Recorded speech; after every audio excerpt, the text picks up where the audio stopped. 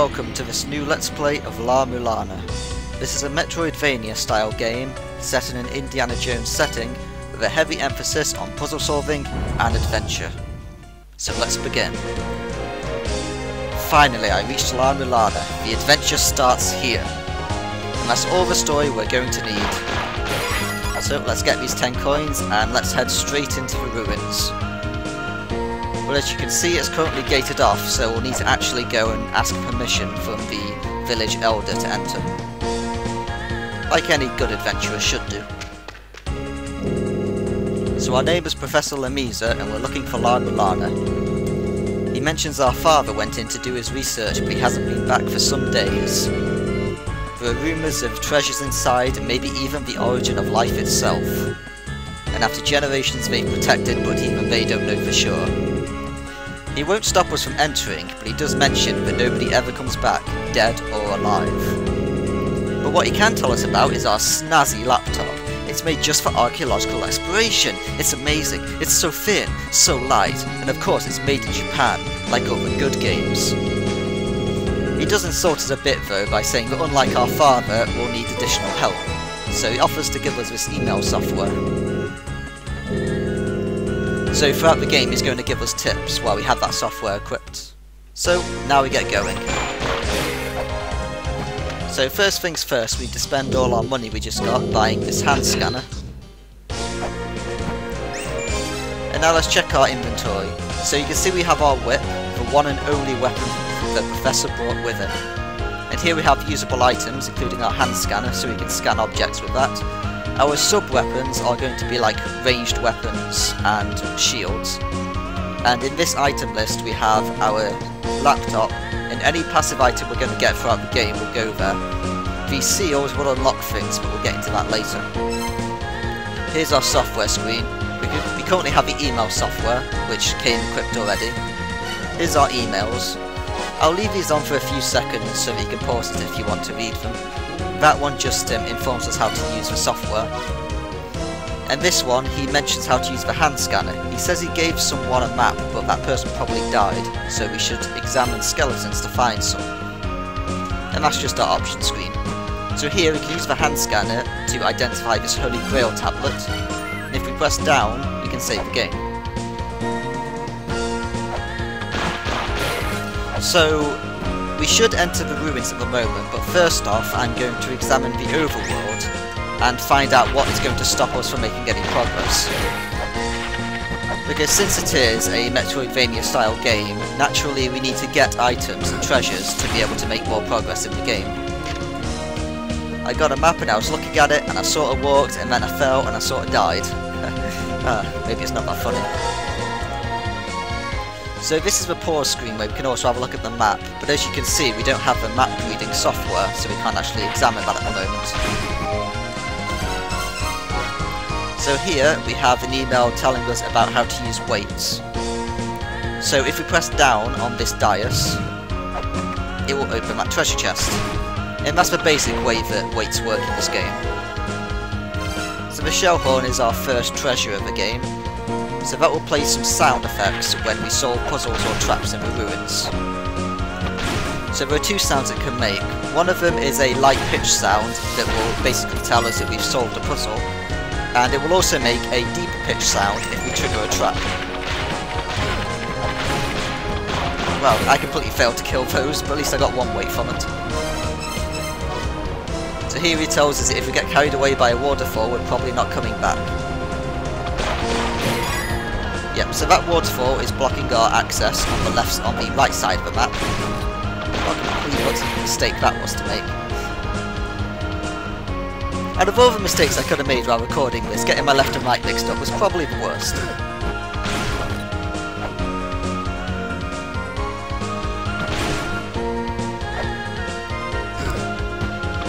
So over here, if we activate this, that will open up La-Mulana for us. But first off, let's go to the right of this statue, attack this wall, and get Death Village software. So that software, we could equip it, but there's literally no point to do so at the moment. It's a combination-based software that will only make us more powerful later into the game if we combine it with a different software. So for the time being, if you didn't find that, it's really not a problem. Let's go talk to him. I'm not scared, you're a jerk.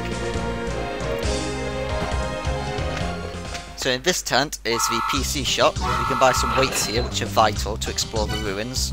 Here is the glyph reader. You're not buying? Oh hell no, I'm going to tear you apart. And here is the map reading software. So we'll need to come back for these two when we get some more money.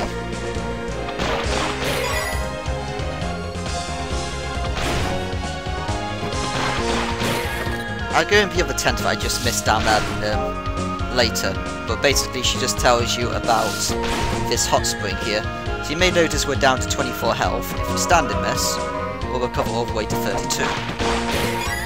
So if we ever get injured throughout the game, we can always return to the overworld and fully heal ourselves, and that never runs out, so we can do it forever. And over there is a seal. We can't do anything with that yet, because we don't have the seal to break it.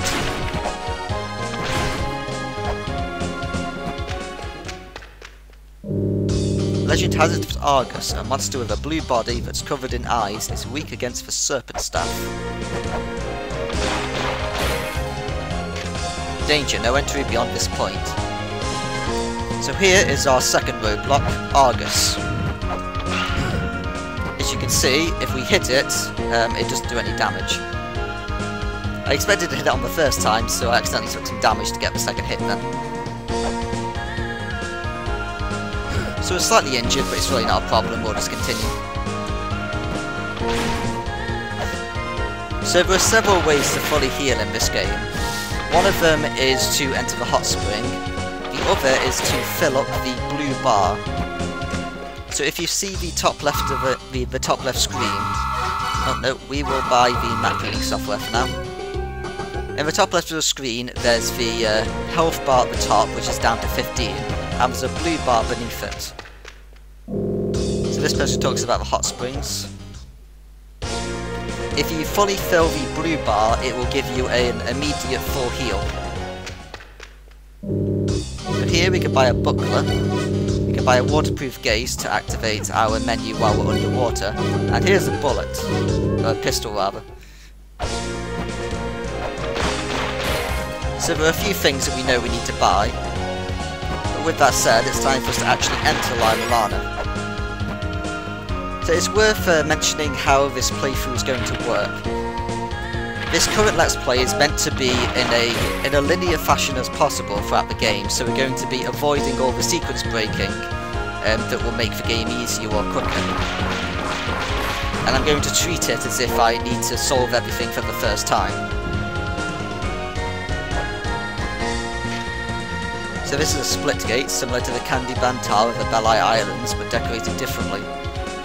So I'm an unsophisticated Englishman, so I am going to definitely mispronounce things throughout the game, so please don't get too upset if I screw up something. The Moral of Departure, a relatively new moral in the ruins. It looks like the history of the La-Mulana ruins is detailed here. So that email that I'm going to check in a second basically talks about pushing these boxes.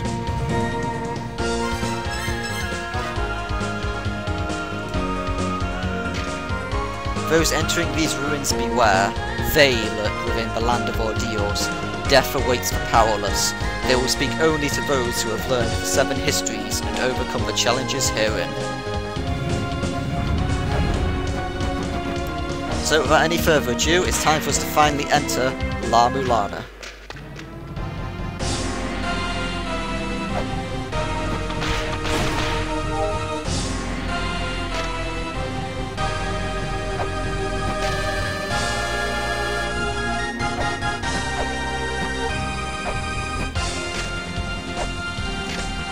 More depicting a face, similar to the colossal Olmec head of the Levante ruins in Mexico.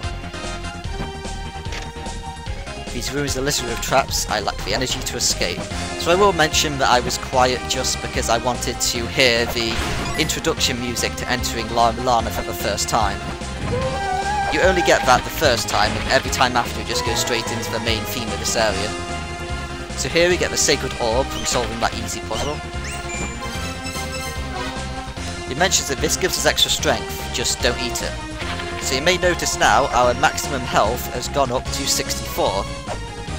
So there's going to be one of those in every main area of the game, and each time we find one we can permanently increase our maximum health. Apparently this is the Pillar's Gate, a room within the Gate of Guidance, so there's a name for each room, huh? Huh, I've learned something interesting, but I'm likely gonna die soon. It also gave us a full heal, which is why I didn't need to worry about my low health earlier. These words, they're Greek to me. I should have brought that glyph reader. So here's another one of these save points. We can currently use it, but we don't know how to actually read it yet.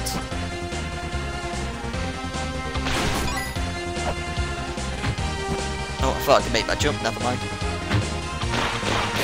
So it's worth saying what we're actually going to do the first trip into the ruins here.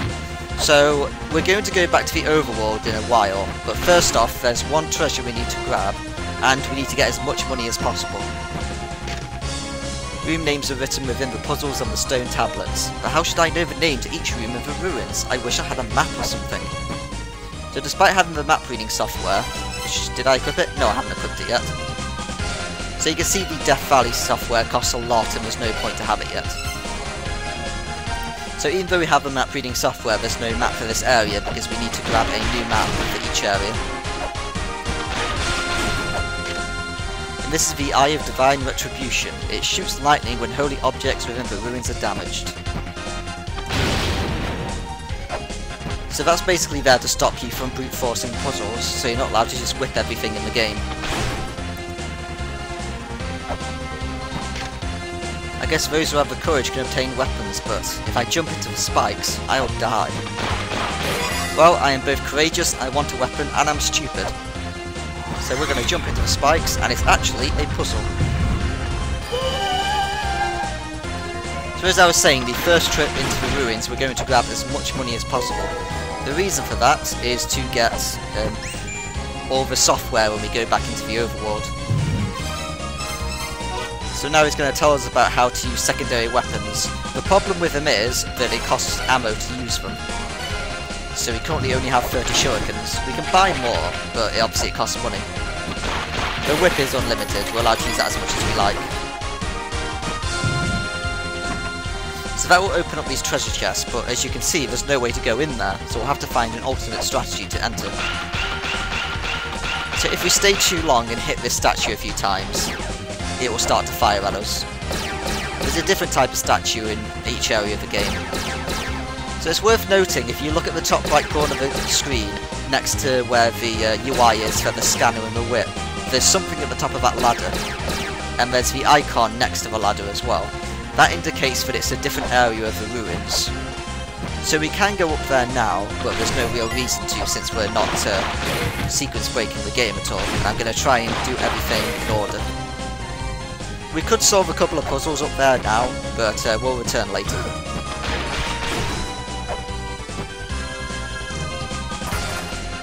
So we currently have 50 coins, so we could go back and buy the glyph reader, but there's no point to go back yet. I can't believe I fell for such an obvious trap. Yep, that was quite an obvious trap. That isn't an instant kill, but it does do a lot of damage, so I didn't want to get hit by it just in case. The path of gazing faces lies within the heavenly corridor. The hidden floor! I found it! But I got overexcited and I fell.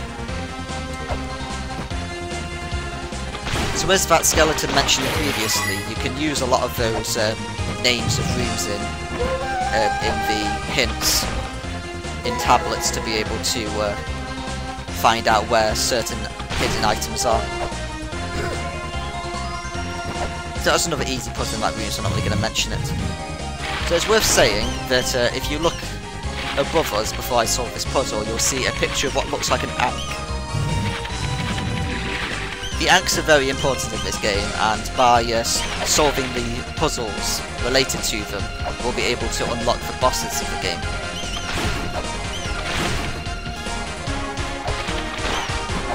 So I'm just going to solve this puzzle right here, right now, because it will help speed up a few things. But this thing we can't read would tell us to basically hit that in the middle of the mouth. Two brave souls, quiet solitude, a rock that reaches a high place. What is this brave soul? We got no real option but to try and burn down this guy before we die. But this one we can trick him to go above us and hit him. An ancient Mayan airship resembles the ruins of an Olmec civilization in Mexico. A decorated flute also looks like a man riding an airship. Well, that is weird. I'm sure that won't have anything to do with later in the game. So since we killed those two red skeletons in the previous room, it's activated this falling down. So it's time for us to solve one of the many block puzzles of the game. So the trick to this puzzle is to make a solid platform to be able to push this one on top of. Damn bats. There is an item later in the game, I'll say it now, that makes you immune to bats. And that item cannot come any sooner. Damn bats.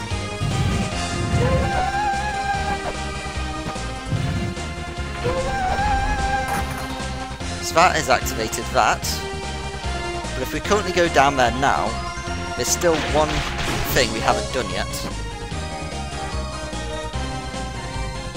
So as you can see, this room is completely empty. And it's known as the Snake Sanctuary. So that's clearly going to be an important room, but we can't do anything in it until we solve another puzzle.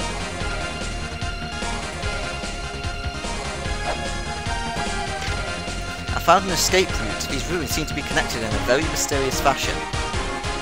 Well, as you can see, we're currently on the rightmost point of the map on this level, but if we go to the right here, we'll wrap around to the left side. So it's worth noting that La-Mulana is connected in a mysterious fashion, like it says there, and it will be very important to a lot of puzzles later in the game, including the final puzzle.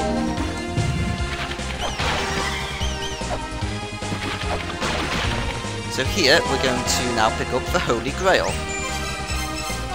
And he tells us about how to use warping.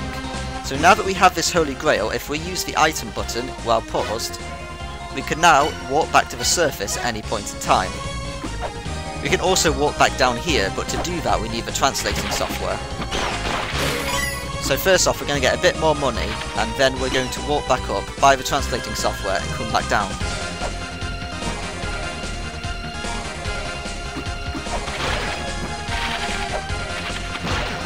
So there's still one more way to get some extra coins before we go back up.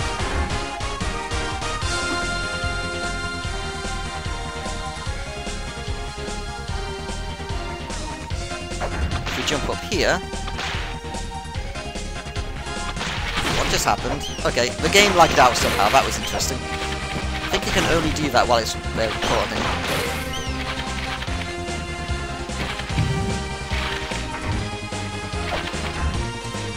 There's now an invisible wall here that we can go on top of, and before we go up here, which we're going to do in a second, we're first off going to go to the right side and activate this, so we don't have to come back for it.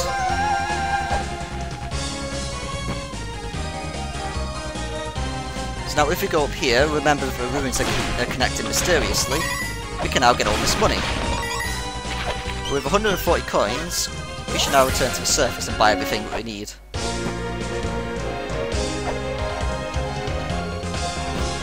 So we're not going to spend all our money because we will need it in a moment, but we will spend it on a few more things. 8 weights should be enough for now. The reason we're not spending all of our money now is because there is actually an extra puzzle we're going to be doing that requires money. So now that we have the Holy Grail, we can now quick save by walking past those Grail tablets.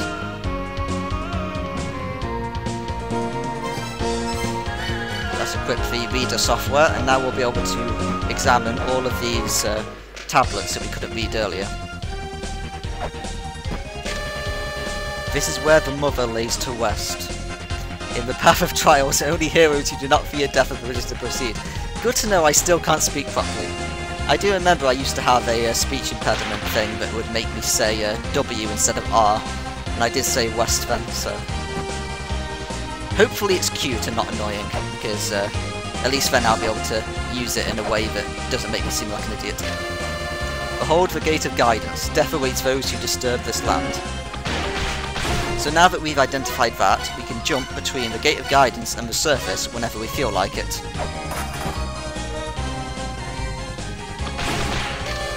Offer 3 lights to the heavens.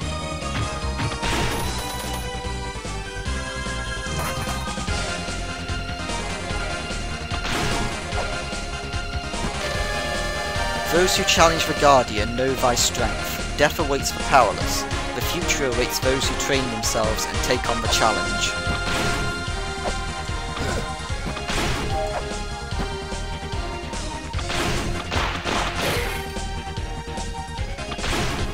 So our main goal at the moment is to activate the Ankh. You may be wondering what the Ankh is, and we'll see it later, but basically it's used to summon all the bosses of the game. Chi-Yu, the demon who attains the power of eternity by absorbing the life force of innocent maidens. Woe unto those who fall into the sacrificial abyss. What is with this? No matter how many times I try, the treasure box won't open. Let me try. Yeah, the treasure box doesn't open. But as you can see above us, there is a piece of platform that is clearly able to be stepped on that will solve this puzzle. But we can't get up there yet. Well, there is this big block with an eye on it. So we'll have to find a way to enter from there.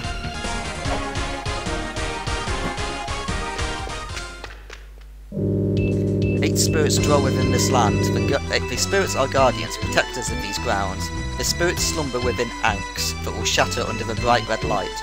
The spirits will awaken at that time. The Ankh of these lands lies beyond the path of the gazing faces, and the jewel is at the foot of the Cliff of Radiance.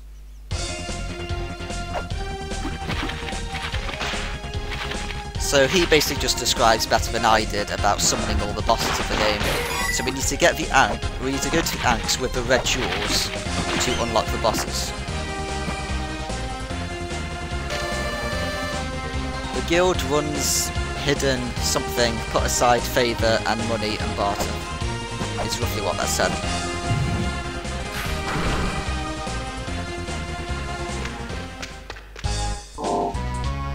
So while we're here, we could buy the guild, but we'll actually buy that later. Because if we don't buy that guild now, there's a way that we can get an extra achievement later, for some reason. The sad tale of the giants, the tragic history of the giants is written here. Oh, we'll go and solve that later.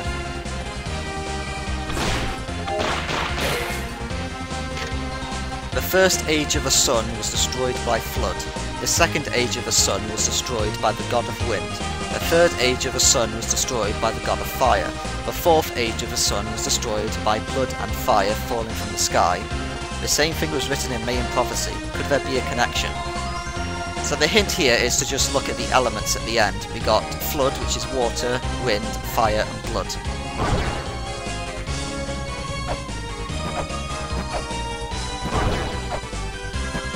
So if we hit water, and then we hit wind, and then we hit fire, and then we hit blood.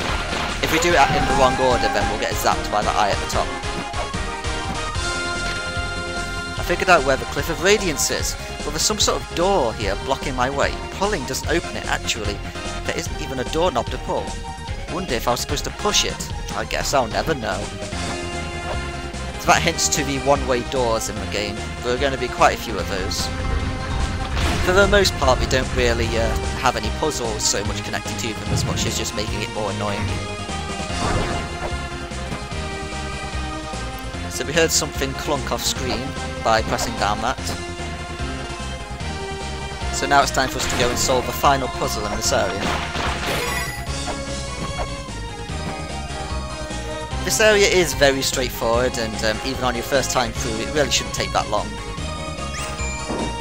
Ooh. Adorn the ruins, and he mentions about pushing on it. So that's a one-way door, and as you can see we can't go left. Yeah, that being knocked off screen is going to happen a lot. So let's press down on this. And that is now activated the final puzzle. So if we were to whip that big thing that just lowered down, we would have got zapped by the eye again. And here we pick up the first Ankh. And here he tells us about the jewels that shine red, and that something happens if you use them.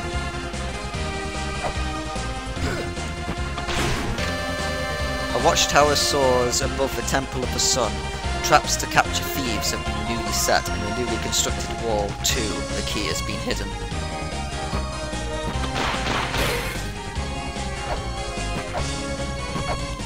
So the Ankh is actually a secondary weapon, and if you press with the controller, it's one of the shoulder buttons, it will swap between our secondary weapons. And since we solved another puzzle, it has now summoned an Ankh here. And this ominous music and the glow of the Ankh means that we can use it and summon a boss fight.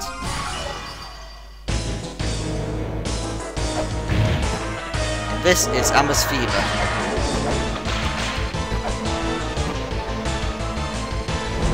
The trick to this boss is to get it in such a way where you can whip the heads. Each head will go in turn to fire the fire breath at us. An extra trick of this boss is to try and stay low down, since that way the heads will naturally come lower to try and hit you, which will bring them more in range to whip.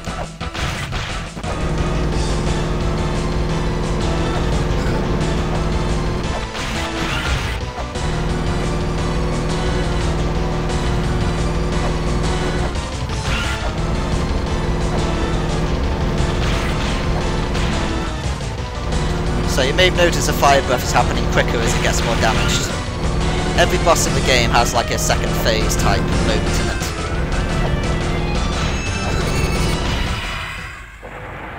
I took a bit of a risk then, but I knew it was only about 1 or 2 hits away from death. Congratulations, you've obliterated Amphisbaena. The adventure continues. I never realised that if you position yourself in such a way he would jump to the platform above him during that victory celebration. That was interesting. Urgent, come back as soon as possible. Something bad has happened. Well, we best go back. What happened? You made it! Actually, I called you back for no good reason. I'm just bored! What a jerk. Oh, I could do with some back curry. So being an archaeologist sure seems dangerous. I even warned you about the traps and monsters, but you still went into the ruins. If you solve all the puzzles without dying, you might actually meet the legendary 4 philosophers, if they actually exist. This curry sure is tasty. Later, mate. Sorry about lying about the emergency. He just wanted me to talk to him. So, this has been about 30 minutes roughly, and we've completed the first area of the game. So, you may have seen we've only got a couple of items so far. We've only got the 1 sub-weapon, 1 usable item, and we've got a few pieces of software. So I'll buy 1 more set of weights just to make sure I don't run out. But this will be the end of the episode now. So we start the game very slowly. If you play this in a linear fashion, you don't really get that many items very quickly. But the later into the game you get, you suddenly start snowballing and picking up loads of items at a time. So, with that said, we're gonna go, save, and I'll see you when we come back for the second part, when we're going to enter the Mausoleum of the Giants, and take on the mysteries and the boss fight therein. So, until then, next time, be lovely to each other.